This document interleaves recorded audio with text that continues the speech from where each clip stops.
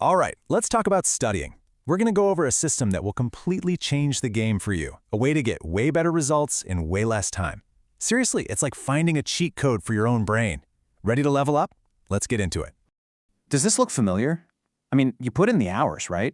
You're buried in books, you're highlighting everything, but when the test comes, it feels like nothing actually stuck.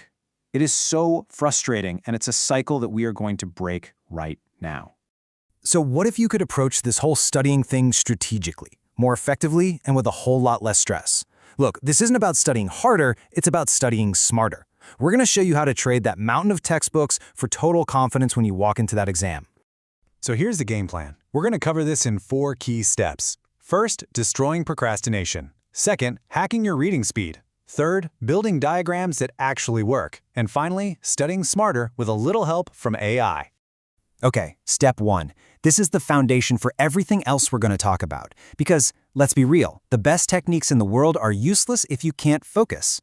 Think of distraction and procrastination as weeds in the garden of your mind. Our first job, we've got to pull them out by the roots. So, how do we actually do that? Well, it's 3 pretty simple tactics. First, reduce stimuli. That means your phone goes on airplane mode and you clean up your desk. Seriously. Second, stay immersed. If you find your mind wandering, that's a huge sign that your study method just isn't engaging enough. You need to find a technique that keeps your brain so busy it doesn't have time to get bored. And finally, you have got to ditch multitasking. Doing one thing well is so much more productive than trying to juggle 3 things poorly. Okay, on to step 2. Now that we've got our focus locked in, we can use it to completely change how you read. And I'm not kidding, this one technique alone can dramatically speed up how fast you get through all your material.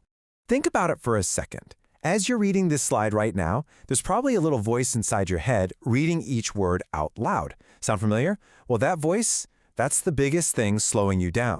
Yep, that voice has a name. Subvocalization. It's a habit we all picked up back in elementary school when we were learning to read out loud. It was great then, but now it literally limits your reading speed to your talking speed. To read faster, we have to learn to quiet that inner narrator.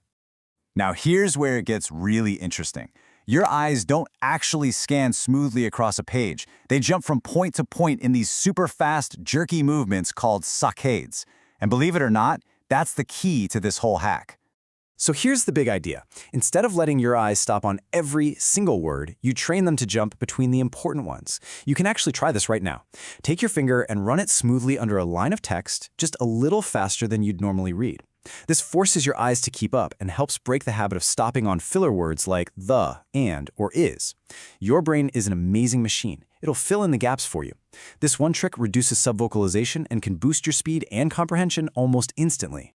All right, on to our 3rd step. So we've read the material faster, but how do we make it actually stick? Well, it's time to ditch the pretty, color-coded notes that take forever to make. We're going to replace them with a powerful method that actively forces information into your long-term memory. This slide gets to the heart of it: passive versus active learning. Passive learning is rereading, highlighting, all the stuff that feels productive, but it often just creates an illusion of knowing. Active learning, on the other hand, is when you force your brain to retrieve information without looking at the page. That's where real learning happens. So here's how to do it. We're calling it the pyramid scheme method. And no, not that kind of pyramid scheme. You read a concept, a paragraph, a page. Then, and this is the most important part, you close the book.